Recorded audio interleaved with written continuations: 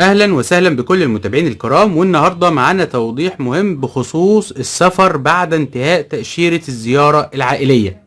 وهل فعلا مسموح ب 15 يوم للمغادرة بعد انتهاء تأشيرة الزيارة، ولا مسموح بأسبوع بس، ولا مسموح ب3 أيام للمغادرة؟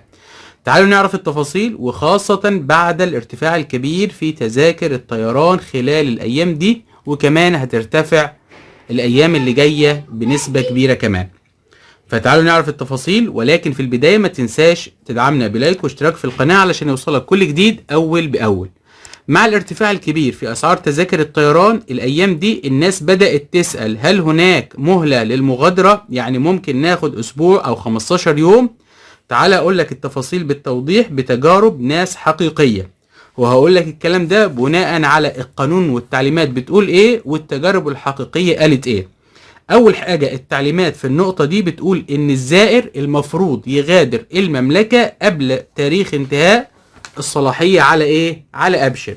يعني مثلا بعد ما انت مددت تأشيرة الزيارة بتاعتك، اصبحت صلاحية التأشيرة على ابشر لحد 3/4/2026، يبقى المفروض حضرتك هتسافر من المملكة قبل التاريخ ده، او على الاقل ممكن تسافر في نفس اليوم بتاع انتهاء التأشيرة، ولكن قبل الساعة 12 ليلا بتوقيت المملكة. ده الكلام والتعليمات الرسمي والقانونية. نيجي بقى لنقطة ال3 أيام، وبعدين هنوضح الأسبوع والأسبوعين. الجوازات اديتك مهلة 3 أيام بعد انتهاء التأشيرة علشان تعرف تمدد، يعني ال3 أيام دول للتمديد. وبصي على شروط التمديد اهي، هتلاقي عندك أول شرط فيهم انك انت تبدأ في اجراءات التمديد قبل انتهاء التأشيرة ب7 ايام، او ممكن بعد انتهاء التأشيرة ب3 ايام بما فيهم اليوم اللي هتخلص فيه التأشيرة. يعني على سبيل المثال تأشيرتك اخر يوم فيها 3/4/2026، يبقى انت ممكن او يبقى ليك 4/4 وكمان 5/4/2026. ده علشان الايه؟ ده علشان التمديد. بعد التاريخ 5/4/2026 لو انت ما غادرتش هتنزل عليك غرامة، ومش هتعرف تسافر غير لما تدفع الغرامة، وممكن تبصم كمان.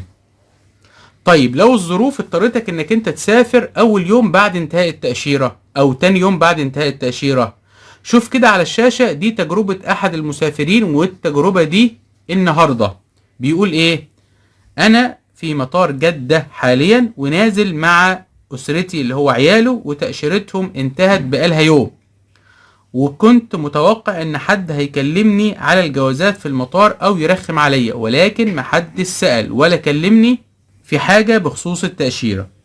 يبقى اليوم او اليومين بالكتير ممكن تعدي من المطار، وانا بقول ممكن يعني احيانا بيكون موظف الجوازات ممكن يرخم عليك.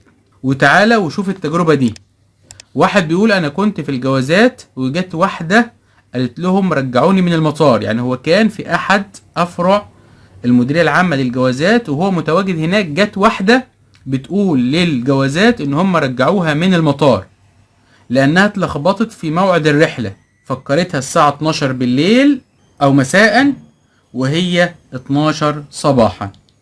الله، خلاص عليكي غرامة وهتتحولي وافدين. قالت له اعمل اي حاجة اعدي بس من المطار. قال لها مستحيل، لان احنا منوهين كتير ان ال3 ايام دول سماح للتجديد وليس للمغادرة، وفعلا حولها وافدين.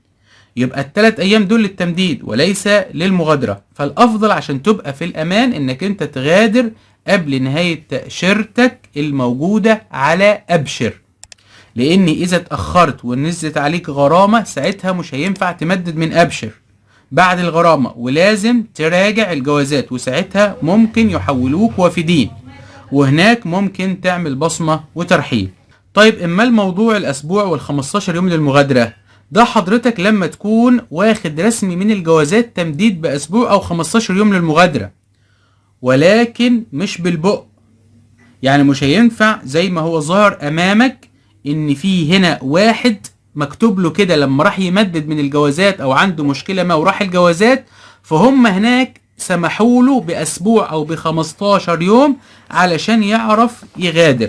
تمام كده، لان اي حد هيتسجل عليه غرامة بسبب تأشيرة زيارة اعرف نفسك من العام القادم مالكش تأشيرة زيارة.